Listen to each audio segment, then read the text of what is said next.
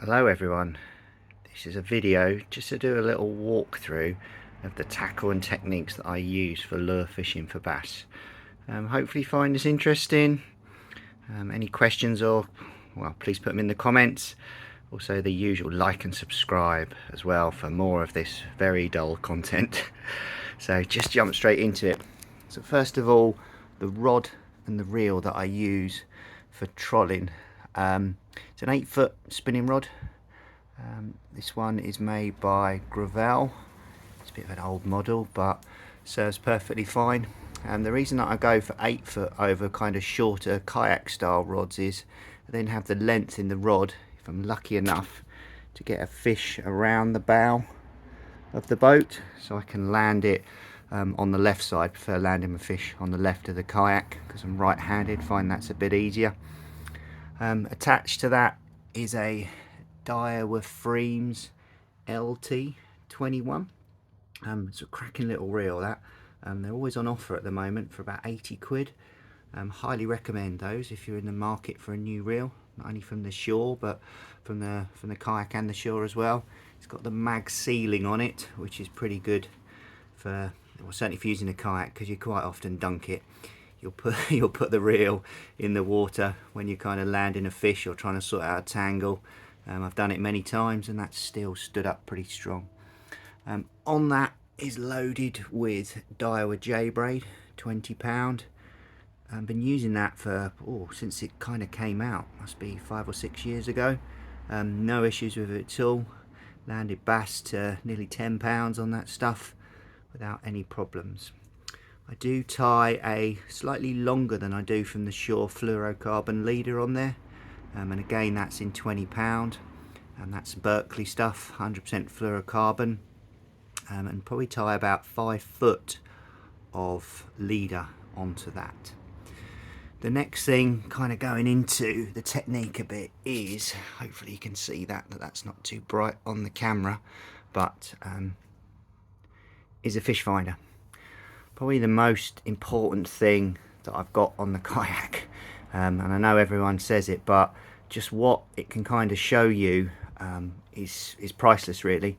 And not so much that it shows you fish, yes sometimes it does, but what it really does is show you the depth of water you're in, what the bottom is, and the speed that you're going at. Because I think, and I'll go into a little bit more with the lures that I use, the two biggest things that I found are the depth and the speed that you're working the lure. In particular with the pedal drive, where I've got the hands-free option to kind of control that speed and the depth of the lure, because they're probably two of the three variables that you really can change up.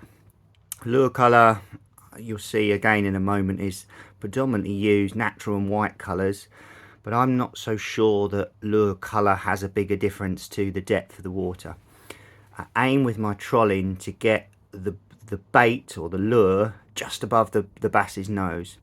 Not saying they won't come up the water, but when I'm out in the kayak sometimes I'm in anything up to 20 foot of water, so I need a lure that gets down to where they are, and the fish finder not only tells me the depth, potentially where the fish are, the structure, and how fast I'm going with the troll or the drift if I'm on the drift when I'm fishing.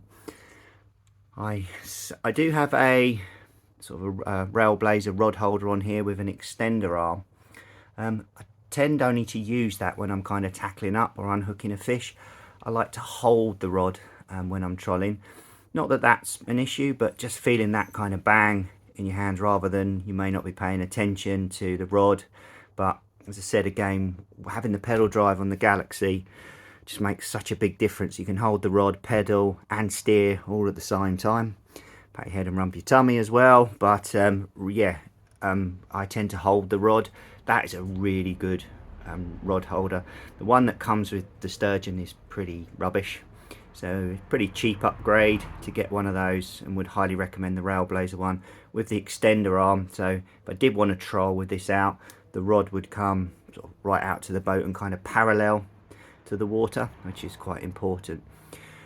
I see quite a lot of people trolling with 2 rods, and I did that for a while, but I just found I got in a bit of a tangle, and also more often than not I ended up getting with 2 hookups at once, which was good fun, but a bit of a mare at times. So at the moment I generally only take one rod.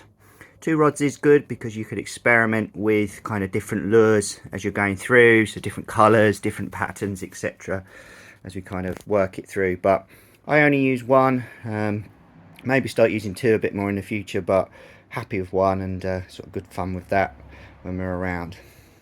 So just coming then down to probably the business end of it all here. So I've laid out some of my kind of favourite patterns of lures.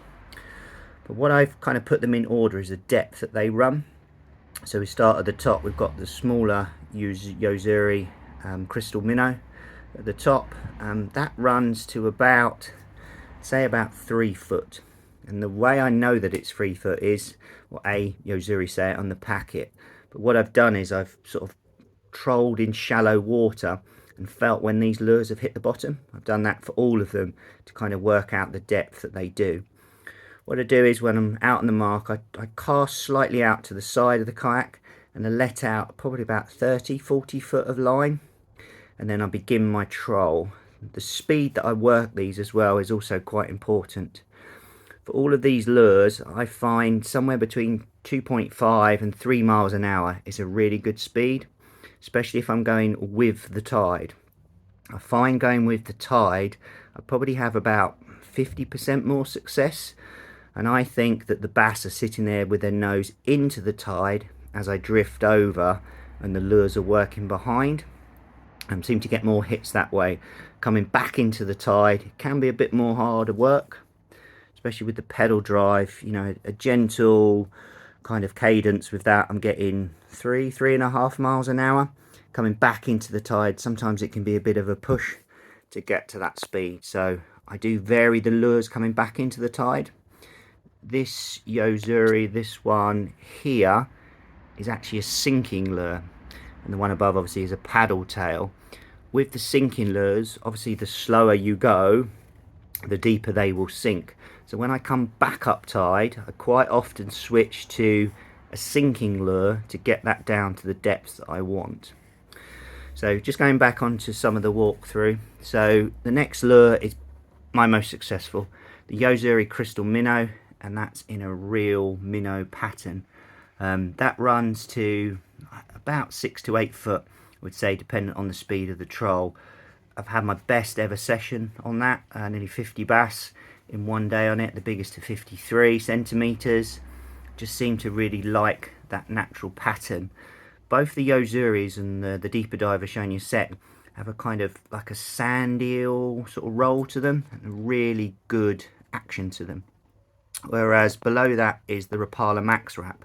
That dives marginally deeper than the Yo-Zuri, but it has a more of an erratic action. And sometimes the bass are more switched on to the erratic version, or action, sorry, than the kind of sand eel one. And I do quite often switch between those two lure types just to see what the bass are after and if anything helps. Soft plastics, said kind of good for going a little bit slower. That big paddle tail. This is a Decathlon Capilane paddle tail, but I use the Savage Gear sand eels as well sometimes for troll. That big tail pulsates down at the back of the kayak. I find that really good. Obviously being weedless helps a bit more, though the big bibs on these are pretty good at actually flicking weed away, over than just kind of, you know, a normal soft plastic with the hook revealed. I find I actually get more weed on that, ironically, but they work really well. And then coming down to the deep divers. So these are probably lures that I never used before, never think to really work them, and they were quite tricky to get hold of. But these are both Yo-Zuri. The top one dives to about 10 foot, and the bottom one I can get that down to about 12 foot. So I can really work it down into the bottom third of the column to show where the fish are at it. They're actually designed for trolling, these really big bibs. They give a very nice action, exactly the same as the top Yo-Zuri, but allow me to work the lure down much deeper than what I would from the shore. You know, the Rapalas, Yo-Zuris, I would never use them from the shore, more IMA, those kind of lures from there. But the Yo-Zuris I find really get down deep and have caught a lot of bass.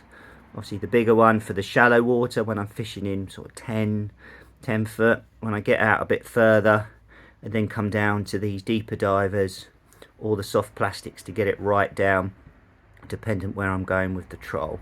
As I said, all of these lures I find work best about 3 miles an hour, which is ironic, a nice gentle speed on the kayak that I'm not having to kill myself to do it. I used to have a trolling motor, used to set that at that speed as well, and that seemed to work, sort of coming back and with the tide through it from there. So nothing else particularly exciting on it. As I said in my previous video, I always carry a landing net. That's a rubberized one. Find that really useful to so I don't get into too many tangles. Crush the barbs on the hook as well.